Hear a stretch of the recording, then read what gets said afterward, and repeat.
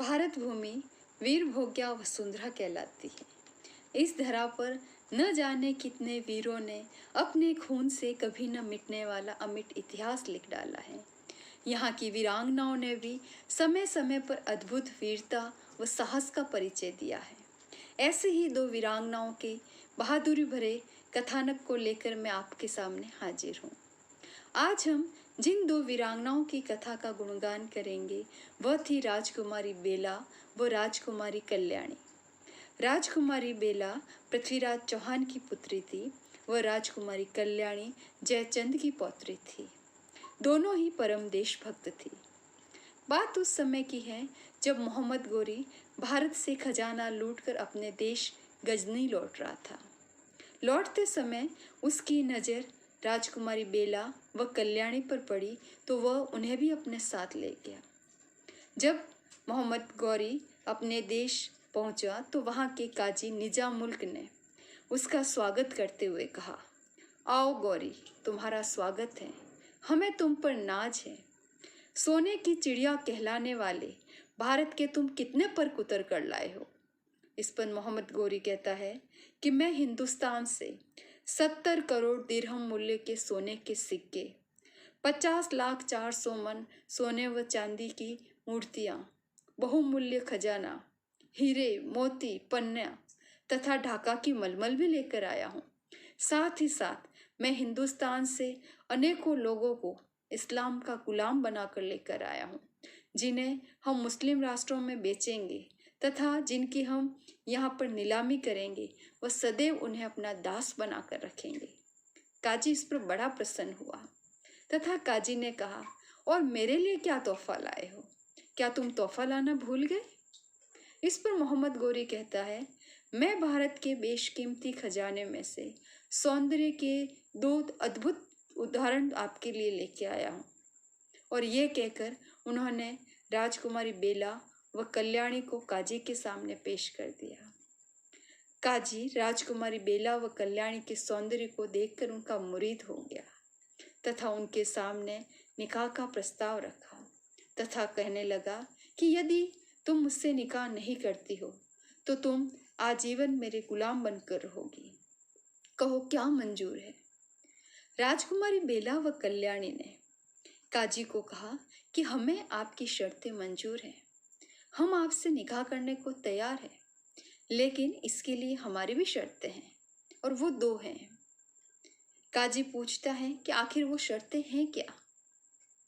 बालिकाएं बोलती है कि हमारी पहली शर्त है कि जब तक निकाह न हो जाएगा तब तक हम पूरी तरह पवित्र रहेंगी, तथा हमारी दूसरी शर्त है कि हमारे यहाँ प्रथा है कि लड़की के विवाह के समय दूल्हे के कपड़े लड़की के यहाँ से आते हैं, अतः आपके लिए वस्त्र हिंदुस्तान से मंगवाए जाएंगे।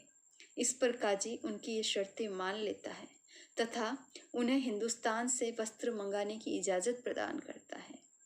इस पर बेला व कल्याणी एक रहस्यमय पत्र अपने कवि को लिखती है जिसमें किसी गुप्त भाषा का प्रयोग होता है। उनकी उस गुप्त भाषा को वहाँ का कवि समझ लेता है तथा हिंदुस्तान से कपड़े काजी के लिए भेज देता है। कपड़े आने के पश्चात निकाह की तिथि तय होती है, निकाह का दिन तय होता है और रहमत झील के किनारे बने महल में निकाह की तैयारियां प्रारंभ होती है। काजी दूल्हे के वेश में सज धज कर निकाह के लिए पहुंचता है। इस निकाह को देखने के लिए वहाँ की जनता भारी मात्रा में वहाँ उपस्थित थी।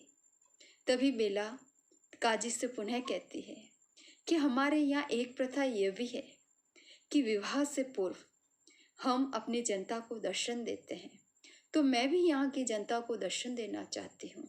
और वैसे भी निकाह के बाद तो हम बुर्के में ही रहेंगे और हमारे ये सौंदर्य किसी काम का नहीं रहेगा, तो कृपया आज हमें यहाँ की जनता को दर्शन देने की आज्ञा दीजिए। वह भी तो देखें कि उनकी काजी की होने वाली बेगमें कितनी खूबसूरत हैं। काजी उनकी बात को मान लेता है तथा बेला व कल्याणी को लेकर झरोखे पर पहुंचता है।